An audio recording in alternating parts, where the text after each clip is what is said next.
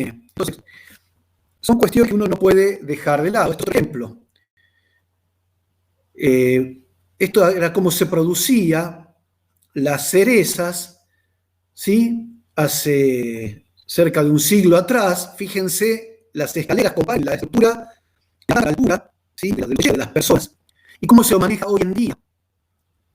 Lo que pasa, ¿por qué? Fíjense, las plantas de la izquierda, si evaluamos, más kilos de fruta por planta que la planta de la derecha.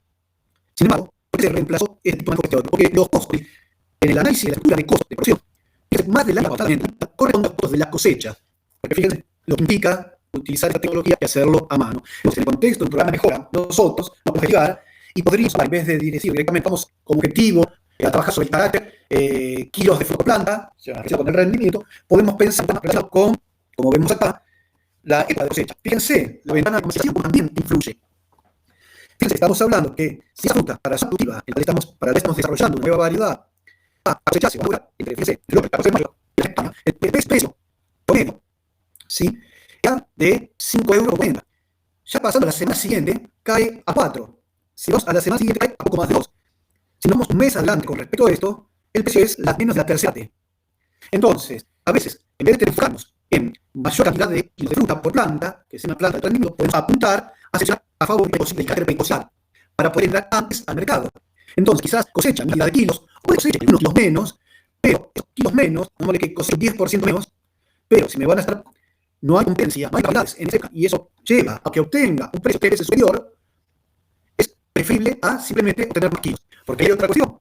Si yo estoy trabajando, apuntando a una cantidad de kilos hectárea de cosecha, eso implica que Sana hace la mayor exportación de nutrientes que no son reintegrados por el sistema, por el agrosistema, al suelo. Los nutrientes, el potasio, el calcio, el nitrógeno, el boro, el magnesio, ¿sí? Que se van de ese agrosistema, de ese sistema productivo al mercado. ¿Por qué? Porque la gente lo consume. En cambio, el resto de nutrientes que estaban presentes en la hoja, en los tallos, en las raíces, en los troncos, de una u otra forma, a través de las podas, del chipeado de las ramas, de las hojas que caen, se reincorporan al suelo y buena parte de esos nutrientes vuelven al sistema. Entonces, si los costos de fertilización son altos, tal vez seleccionar a mayor rendimiento no sea la mejor alternativa. ¿Por qué? Porque parte de esa ganancia que yo diga mayor cantidad de kilos, ¿verdad? Tal vez no sepa bien por los costos que tienen los fertilizantes, la cantidad de agua que se debe aportar a ese cultivo. En cambio, si yo decido adelantar el momento de cosecha, o atrasar, en el caso de una variedad que sea ultimicia, yo tal vez esté cosechando la misma cantidad o un poco menos, por lo cual no estoy modificando o incrementando los costos de diversos aspectos, pero sin embargo sí estarían mejor los ingresos del sistema. Fíjense, hoy en día, las cesas, y con lo que veíamos en esta imagen, o incluso esto que es un vaso, de vuelta, esto es un vaso, baja densidad, no tiene sistema de riego, normalmente vigorosos o semivigorosos, que tienen una capacidad de floración y de anclaje al suelo, mientras que estos sistemas apoyados necesitan un sistema de construcción tipo en espaldero, en paneta, donde plantas, para poder intentar, yo necesito seleccionar por ligeros enanizantes de plantas, porque tienen una capacidad de anclaje al suelo, una menor capacidad de exploración de las raíces, y al tener menor capacidad de exploración, yo necesito sí hacer mayor de nutrientes y de agua, porque tiene menor capacidad de exploración del terreno. Incluso están compitiendo mucho más otras plantas. Es decir, que yo ahí ya se me suma no solo la cantidad de nutrientes, darle riego, el sistema de riego, sino también un sistema de sustentación. Fíjense, esto se manzana, manejado con un eje central. Pero fíjense el rendimiento que alcanza, 112 toneladas por hectárea, es una variedad. Entonces, si yo tengo estos costos tan altos, se tiene que pegar de alguna manera. En este caso se compensa con rendimientos, se compensa con una mayor sanidad de cultivo, se baja mucho la proporción de resistencia o tolerancia a enfermedades y a plagas para reducir el costo de lo que es el uso de residuos agrícolas, de agroquímicos. Fíjense lo que es esa producción de manzanas. Esto es Italia, por ejemplo. Producción de peras. Esto es granero, esto es ahí en Lleida, la estación experimental de Lleida de IRTA. Una locura, increíble cómo se trabaja, incluso se ajusta el método de lo que es raleo de flores para después reducir lo que es raleo de frutos. Y fíjese, eso hablamos con los técnicos de allá, discutimos. Entonces, que uno no se puede desligar del sistema productivo, que hacia quién va dirigido ese sistema productivo, qué perfil de productor es al cual queremos llegar con la variedad que estamos desarrollando. ¿Por qué? Porque estos paquetes de alta productividad son paquetes tecnológicos sofisticados, bueno, necesitan poner sistemas de riego, sistemas de sustentación, manejar de manera ajustada la fertilización, incluso por fertilización, ajustar el riego. Todo eso son costos muy altos, son prohibitivos para un pequeño productor. Sin embargo, se pagan para grandes empresas o productores entre productores chicos, podemos trabajarlos con este tipo de manejo, con paquetes tecnológicos menos onerosos, menos caros, y donde uno incluso tal vez puede ayudar a que pueda entrar más al mercado y compensar por otro lado sus ingresos. Y eso es lo que decían. Este material lo podemos comparar con un vehículo todoterreno, mientras que estos paquetes lo podemos comparar con un vehículo deportivo de alta gama. El tema es que si vamos a tratar de este vehículo de estos de alta gama, por ejemplo, por una picada, vamos a terminar así. Vamos a hacer que ese productor se termine estampando, se termine chocando y perdiendo. ¿Por qué? Porque para poder implementar todo eso, si nosotros lo ponemos, si no lo acompaña con tu paquete tecnológico, termina siendo un boomerang. Eso, luego, a lo que les decía por el tema de la discusión con la variedad de banana que se difunden acá en la provincia, y que es una de las discusiones. Sí, esa genética que están propagando, es excelente genética, eso es indiscutible. Ahora, el productor elegido tiene la capacidad de lectura tecnológico que implica que adquiere esa habilidad que expresa todo su material genético, y sobre todo pensando que son variedades desarrolladas, ocupadas en las zonas núcleas, es decir, en las contempladas desde el Ecuador hasta los primeros 10 grados de latitud norte-sur, como mucho hasta los 20 grados de latitud norte-sur. Nosotros en la provincia de Misiones estamos entre los 24 y los 27 grados de latitud. La zona límite de producción de banano son 30 grados de latitud a nivel mundial. Con lo cual, está cayendo la situación. Estamos en una zona realmente periférica, secundaria, donde necesitamos potenciar otras características que permitan una mayor homeostasis, una mayor resiliencia a ese cultivo frente a las condiciones ambientales. Esto es un poco, fíjese, por otro lado, entonces, lo que quiero aceptar es desestructurar o ver que la locura no solo pasa por rendimiento, ¿sí? Y las iglesias, actual gobernador de Oriente, se encuentra desarrollando sus actividades en el sector privado, era el director del instituto de investigación, el Fruit Center que tuve, y donde planteaba que, fíjense, hablando de manzanas, en las últimas décadas, las variedades Golden Gálaga son variedades de manzanas que Fuji, ciencia liderando la producción, que planteaba la innovación varietal se caracteriza principalmente por caracterizando clones de cada vez mayor coloración en los Gálaga, el Fuji. Cuando hay mayor coloración, en principio, hablan de lo que se llama chapa, es decir, del color de la epidermis. Fíjense que cuanto más roja es una manzana, más atractiva resulta para el consumidor. Otro de los criterios es el aroma, el sabor, tener esas frutas. Ha sido la única variedad desarrollada en forma de club en España. Eso es un sistema productivo, eso vamos a ver más adelante, porque es un productor asociados que van los royalties y tienen la exclusividad de producir una determinada variedad. Por otro lado, hay un importante progreso que es resistente al moteado y la epidermis amarilla es para que se vuelva de tolerancia al asoleado. Fíjense que en ningún momento se está hablando de rendimiento. Acá estamos hablando de resistencia a una enfermedad para los civiles económicos, pero también impacta desde la sustentabilidad del medio ambiente para ser resistente a problemas sanitarios. Hay una menor necesidad de acción de agroquímicos.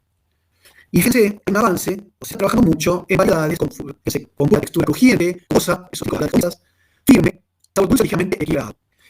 Y eso lo evalúan, ya sea en forma cuantitativa y cualitativa. En forma cuantitativa, acá estas campanas de vacío se colectan los compuestos volátiles liberados por las variedades, incluso en estos materiales de distintas variedades, o a veces la misma variedad injertada sobre distintos proteínas que va a modificar las características de las plantas, o hechas con distintos momentos de cosecha, para mediante el protómetro de analizar esas muestras y ver cuáles son los perfiles de compuestos volátiles presentes, que después se asocia a paneles de degustación. Entonces, podemos decir, en sentido general, cuando hablamos de mejoramiento vegetal, que podemos ver como eficiencia al mismo tiempo, y donde vamos a estar buscando modificar la herencia de esa planta, ya sea que estemos buscando cultivares, clones, líneas puras, variedades sintéticas, diferentes productos finales de mejora, que van a estar adaptados a condiciones edafoclimáticas específicas, ¿sí? Pero sobre todo apuntando a lograr mayores rendimientos económicos, sea a través de cualquier camino que hemos estado viendo, no solo exclusivamente por la mayor cantidad de kilos por hectárea. Por otro lado, se tiene que tener en cuenta, y fíjense, y eso poco se desprende de lo que veíamos, de las condiciones, necesidades y recursos con los que cuentan los productores agropecuarios, cuáles son los requerimientos de industria y cuáles son las demandas de los consumidores. Así que, más allá de que nosotros somos genetistas, no podemos ligar todos estos aspectos, por eso es que tiene que ser un trabajo interdisciplinario, para poder abarcar todo ese mundo de variables que entran en juego. Entonces, esto simplemente algunas definiciones de mejora vegetal, no para que se las aprendan, sino para que lo tengan en cuenta y reflexionen al respecto. Fíjense, para Vavilov lo planteaba como una evolución dirigida por la voluntad del hombre. ¿Escucharon hablar de Vavilov? ¿Ustedes alguna vez vieron en alguna de las materias anteriores? ¿Saben quién fue Vavilov? No, profe. Vavilov fue un mejorador, un genetista de principios hasta mediados del siglo XX, que se desarrolló en la Unión Soviética, la antigua Unión Soviética, con un enfoque totalmente darwinista, ¿sí? Y que fue primero en plantearse el concepto de los centros de origen. Además, como agrónomo, lo que le interesaba en los centros de origen de los cultivos, para ir a buscar allí en sus parientes silvestres o en formas endémicas la variabilidad necesaria para incorporarlo en los programas de mejora. De hecho, entró en conflicto con Lysenko, que era otro biólogo soviético, nada más que estaba en contra de las condiciones darwinianas de la selección natural, porque veía como un modelo o una ciencia, si se quiere, capitalista, y adela a la postura de la herencia de los caracteres activos. Y fue tal influencia que al final terminó logrando que muriera en un campo de observación en Siberia. Jacob Pillow fue el creador de los bancos de germoplasma. Tal así la influencia que tuvo. Siempre los bancos de germoplasma fueron a partir de justamente esas iniciativas, de esos trabajos pioneros de Pillow. Por otro lado, también lo podemos definir como el ajuste genético de las plantas al servicio del hombre. O por la planta mejorador norteamericano en cultivos de maíz, sobre todo, lo ve planteado como la ciencia de la para el inicio de la humanidad, o como una elección hecha por el hombre, las mejores plantas escogidas dentro de una población en la cual esta variabilidad, en otras palabras, es una selección posible gracias a la existencia de variabilidad. O, está mucho más reciente, ciencia, arte y negocio de las plantas para el beneficio del hombre. Es por eso que no nos podemos desligar de los sistemas de producción y hacia quién va dirigido, para que lo produzca o lo consuma. Y acá hay otra cuestión, cuando uno, y que no puede dejar de lado, cuando uno está hablando de que estamos frente a una variedad de élite, una variedad no tenemos que retirar que es una variedad de élite desde el punto de vista humano, no desde el punto de vista de esa planta, de esa especie.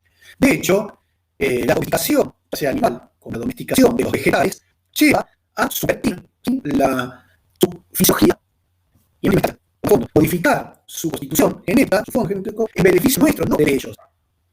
Entonces, cuando habla de que un genotipo es superior, hay que entenderlo que es superior en determinado sistema productivo, determinadas condiciones climáticas, y teniendo en cuenta que puede desarrollar esa variedad. A la planta un poco más sirve que más o menos problemas o menos aroma, ¿sí? El criterio es lo del hombre. O sea, a ella lo que le interesa, si lo expresamos de esta forma, es procrearse. Esto es manzanas, nada más. A nivel mundial existen más de 40 programas de mejora activos en diferentes continentes, ¿sí?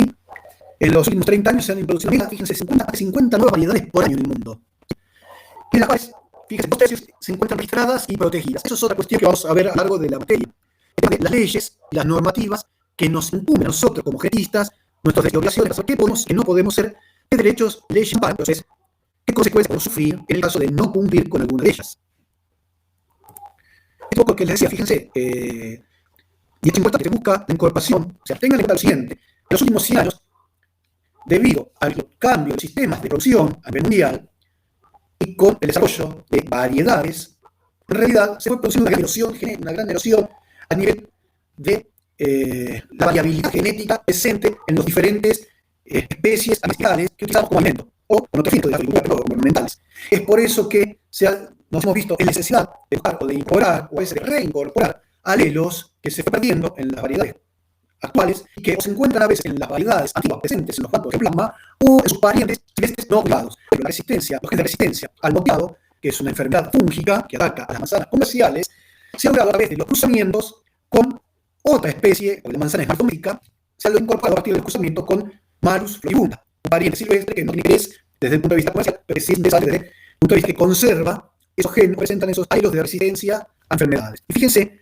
cómo han sido necesarios más de 60 años de mejora, ¿sí? Para lograr desarrollar estas nuevas variedades que vuelvan a recuperar esas características. Un producto de esa reincorporación a partir de problemas sanitarios, variedades como esta, la opal, también protegida, ¿sí? A la vez se le ha incorporado, en el caso de procesamientos convencionales, el gen de resistencia en Malus floribunda. Sin embargo, a usted le es atractiva para comer, para comprar esta manzana, una manzana de piel roja. Por lo pronto, nosotros que teníamos otra variedad de piel amarilla, la Yemer, desarrollada en Israel en la década de 50, que no tiene prácticamente rendimiento de gráfico y anda acá en emisiones, piensen que de las parcelas que teníamos en el experimental, la única manzana que nunca nos robaron fue la variedad amarilla, la Yemer. Porque parece que no le resultaba actuar y generaba desconfianza a la gente que intentaba. Eso sí, a las plantas que tenían la manzana roja no quedaba nada. Y hoy, incluso, aún más, otros más, se está tendiendo, y dadas las características, las propiedades nutracéuticas, a la incorporación, ¿sí? De antocianos en las pulpas de las frutas, y entonces se están desarrollando, fíjense, estas variedades recientes de estos últimos 4 o 5 años, de manzanas de pulpa roja. De hecho, se ha hecho también con naranja y con otras especies, que no son, todavía no llegan a nuestro mercado, aquí, a Argentina, pero sí ya se están comercializando en Europa, pero que han tenido algunos inconvenientes en su momento. ¿Por qué? Porque entre ellos, que ya se ha ido solucionando, problemas de mitescencia. Es la mitescencia, lo podemos ver, son daños, son fisiopatías que sufren las manzanas durante el manejo post cosecha por desarreglos ocasionados por mal manejo del enfriamiento, de la conservación de esa fruta. Acá podemos ver otra. Entonces, fíjense cómo no necesariamente se está con el carácter. Tenemos un mundo antes de caracteres sobre los cuales trabajar. Incluso se está trabajando y cada vez más con diferentes cultivos respecto a snack ale, o sea, manzanitas, básicamente. ¿Por qué? Porque lo comercializan y lo difunden como que se aprovechan completamente, ideales para chicos. Me parece una tontería. con un grupo de productos de grano fuerte, de bananero de grano fuerte, y con la banana rata, que es de menor porte que la banana coreana. Aparte tiene otras características, por ejemplo, tienen otra composición genómica, entonces cambia la textura de la pulpa, sabor, aroma, pero sobre todo son mucho más pequeñas. Hace 5 años que se está vendiendo muy bien en Buenos Aires y estos productores están recibiendo un precio diferencial. Y lo que es la demanda, están mandando, ¿por qué? Porque tiene justamente el mismo tamaño, como llegaban algunos comentarios, mi hijo la come toda completa porque es chiquitita, el sabor que tiene es riquísima, nada que ver con las bananas que se traen de Ecuador, y eso les garantiza un precio diferencial. Entonces, fíjense cómo, a pesar de que esas variedades producen racimos, pachos de una cantidad de kilo por planta, se compensa desde otro punto de vista, de manejo sanitario, nutricional, de riego, de comercialización.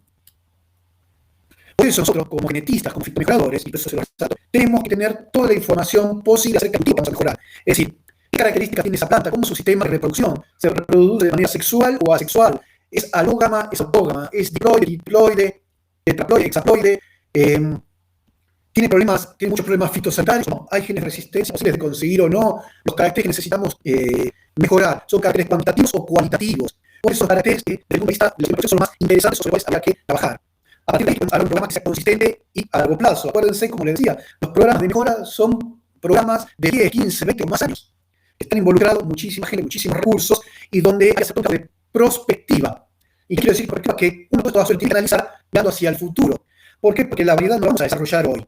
Nos va a llevar tal vez 5, 10 años o más tener el producto final. Entonces, si yo lo hago pensando exclusivamente en la demanda hoy en día, puede ser que esté desfasado para cuando salió al mercado. Es por eso que también se trabaja mucho con las tendencias a futuro, con diferentes escenarios climáticos, escenarios comerciales, escenarios de demanda de los consumidores, para llegar en tiempo y forma, si se quiere, con la variedad que vamos a estar desarrollando. De hecho, estoy gestionando y lo apruebo, ya prácticamente confirmado que a fin de mes vamos a hacer una jornada, va a haber quad de mejoramiento genético en frutales. Me puse en contacto con 4 colegas, 2 de Lima, uno de Linda Mosa que trabaja para el Linto Verano, otra de Lima de Jujuy que trabaja para Mil Duraznos, y los técnicos de Lima de Uruguay que están en el programa de mejora de país, para que den tanto la práctica como tengan experiencias de cómo se hace la mejora en los frutales, cómo se analiza ese tema de perspectivas, se va a dar desde el trabajo a campo, los modelos clásicos, hasta las herramientas moleculares con las que se trabaja hoy en día, incluso con los modelos climáticos. Y para darles una idea del impacto que han tenido los programas de mejora a nivel general, hablando de cultivos, podemos decir que los rendimientos en promedio han incrementado entre un 150 y 500% en los diferentes cultivos. Para darle una idea, me imagino que muchos de ustedes habrán visto, o si no todos, la película Ganador.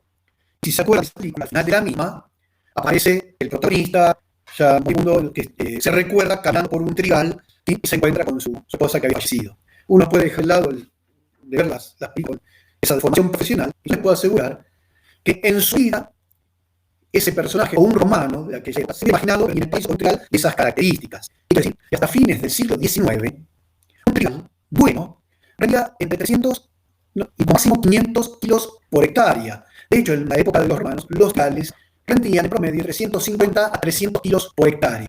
Ese trigal que se veía en la película, son de trigales que estoy hablando de 7.000 a 10.000 kilos de trigo por hectárea.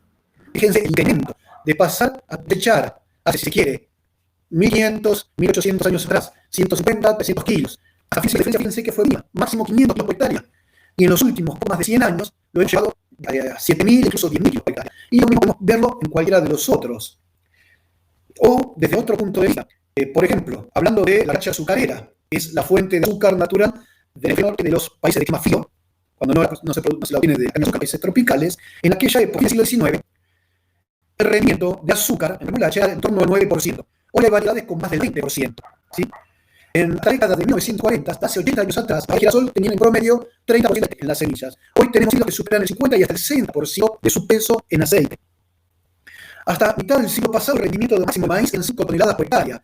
Hoy en medio estamos hablando de 20 y hay maizales de 28, 30 y hasta 40 toneladas por hectárea.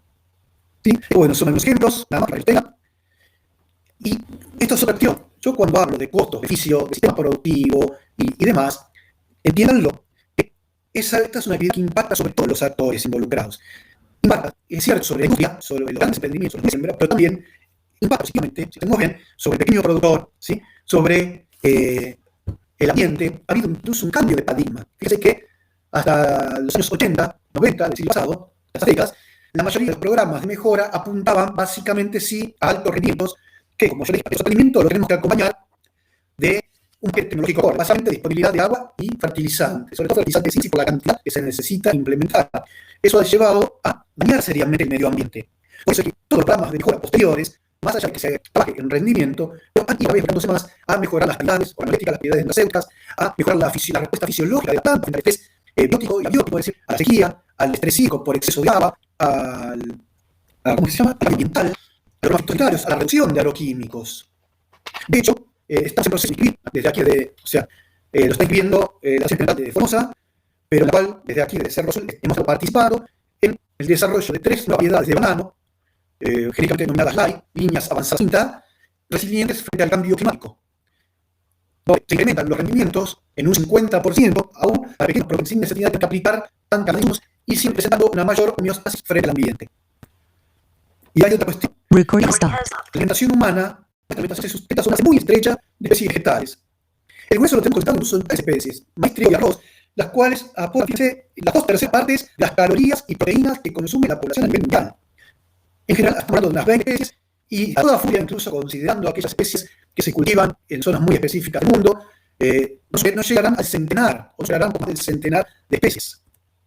Entonces, y ya medio que cerrando, ¿cuáles son las premisas básicas sobre las cuales nos vamos a centrar a lo largo del, por un lado, y necesitamos este programa de mejora? Por un lado, la existencia de la capacidad para pegarla o incorporarla. Segundo, ya dijimos, necesitamos la capacidad para poder detectar esa variabilidad. Tercero, capacidad para manipular dicha variación. Los objetivos, ya estuvimos hablando, tenemos que tener muy claro cuáles son los objetivos a los cuales vamos a apuntar en nuestro programa de mejora. ¿Sobre qué tenemos que trabajar? Sobre la resistencia a plagas, a enfermedades, anticiparnos en la entrada al mercado, ser variedades iniciales, los últimos, en las propiedades organolépticas, en que sea para consumo, para industria, doble propósito. ¿Sí?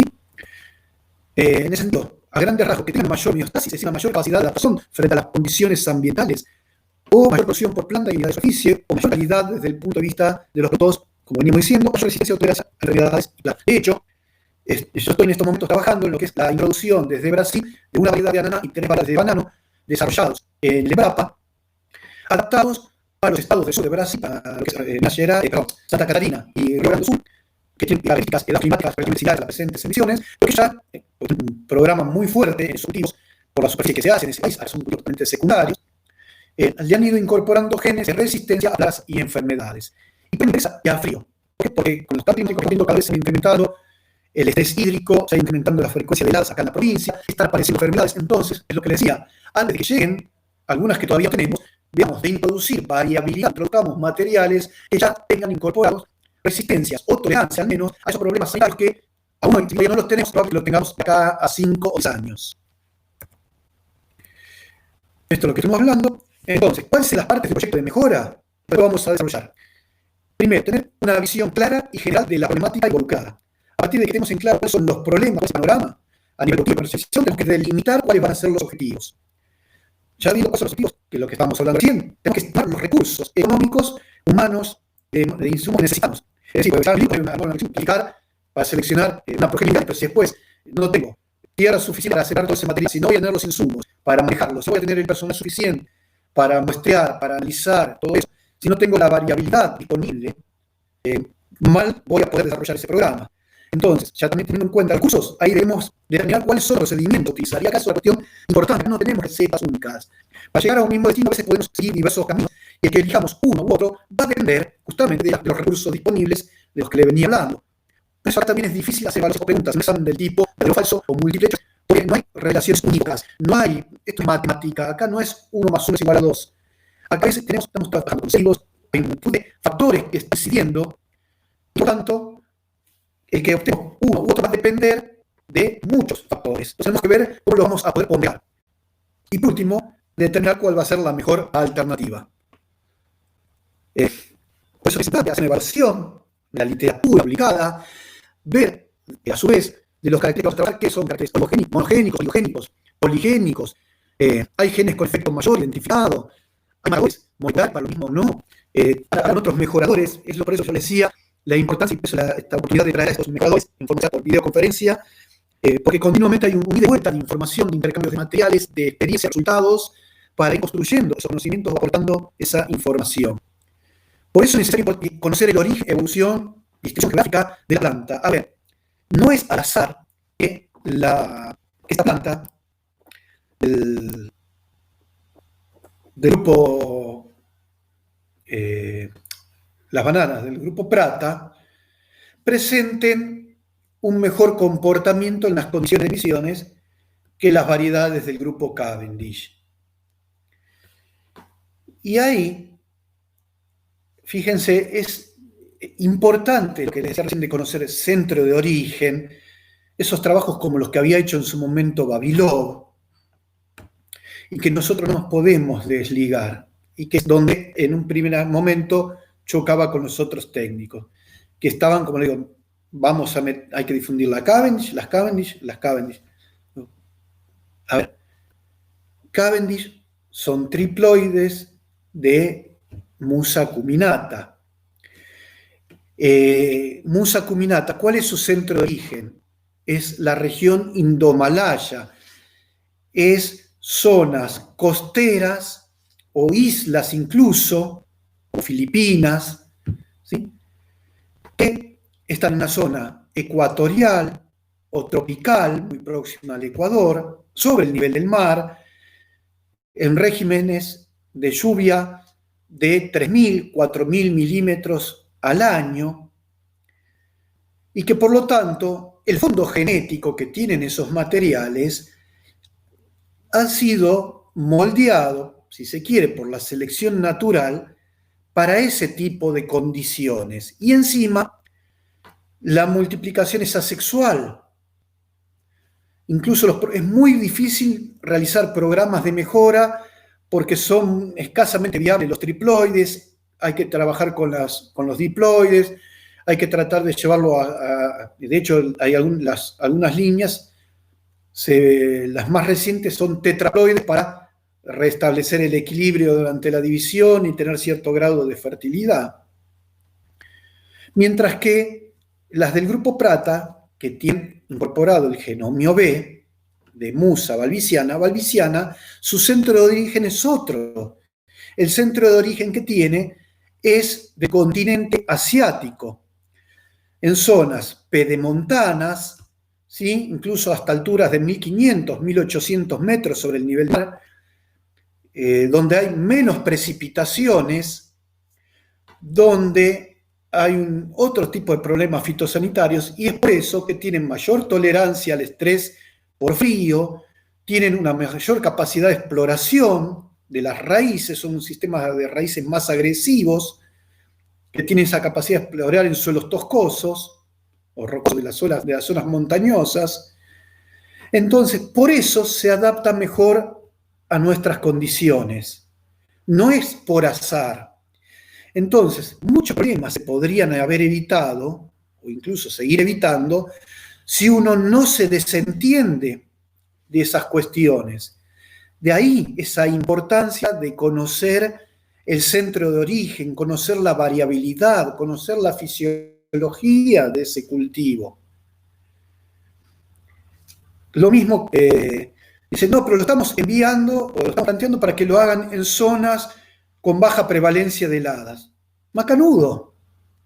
Son zonas de baja prevalencia de heladas. Para otros cultivos, la helada o temperaturas por debajo de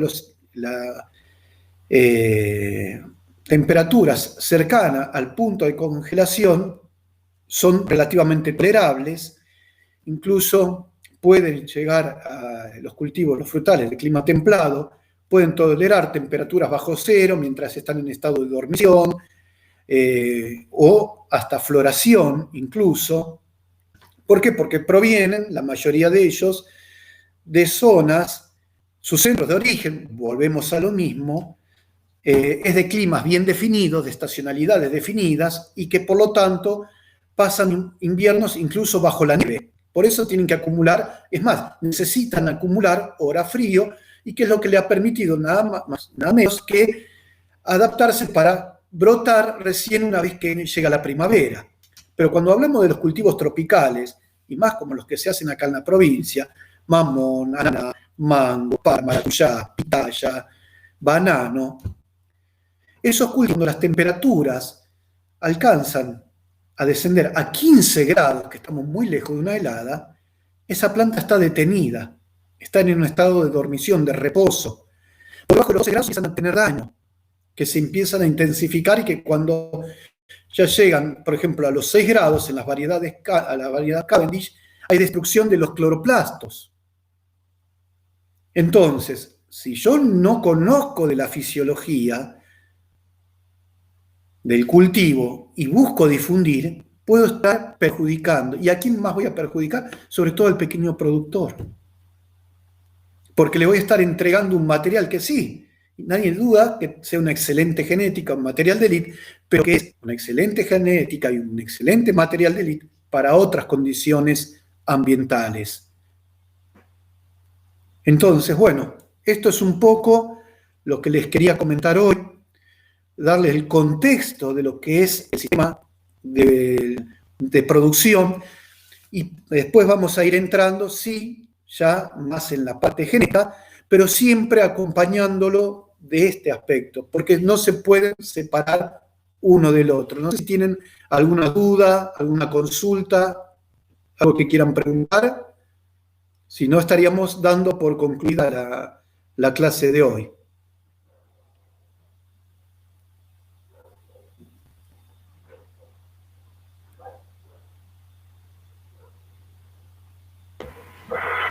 Yo no, profe. Perfecto, bueno. Yo tampoco, profe. Buenísimo, me alegro que se haya podido entender. Un poco es eso, acuérdense, lo que les quiero también con esto es desestructurar. ¿Por qué? Porque yo sé que vienen de estar cruzando, allá cruzaron toda la genética, vida y por haber, y a veces uno se centra mucho en los aspectos, si se quiere, es más, y es lo más, desde algunos puntos de vista es lo más lindo, meterse en el aspecto molecular, lo más atractivo, lo que está de moda, pero no podemos separar eso de la otra parte, porque a veces vienen teniendo poco impacto algunas de estas herramientas moleculares, o al menos no logran todo el impacto que deberían alcanzar por esa disociación, ese divorcio entre los profesionales que están haciendo el trabajo desde el punto de vista molecular con los que están trabajando a campo, porque en última instancia, como se dice en forma general, los pingos se ven en la cancha. Los genotipos los vamos a evaluar a campo. Ahí es donde vamos a ver cómo se comporta. Un genotipo es mucho más que la simple sumatoria de sus genes o incluso, si quieren, de sus secuencias de intrones y que no se expresan. ¿Sí? No nos podemos desligar del ambiente. Así que bueno, nos estamos viendo el próximo lunes a las 4:30 en el aula. Profe, yo tengo una consulta. Si hay algún libro o si usted va a subir los materiales únicamente para consultarlos así. Bueno, yo voy a subir algunos de los libros que están en formato PDF. En realidad, les voy a compartir un link a mi Google Drive para que lo puedan descargar. No lo voy a subir directamente al aula virtual de la facultad porque no es políticamente correcto, digamos, hacerlo. Perfecto, gracias, profe, no se haga problema. O sea, no puedo hacerlo de esa forma. Pero Sí, van a sí, estar no, disponibles. Dale, muchas gracias. A sus órdenes. Nos vemos. Chao, profe, gracias. Chau, chau.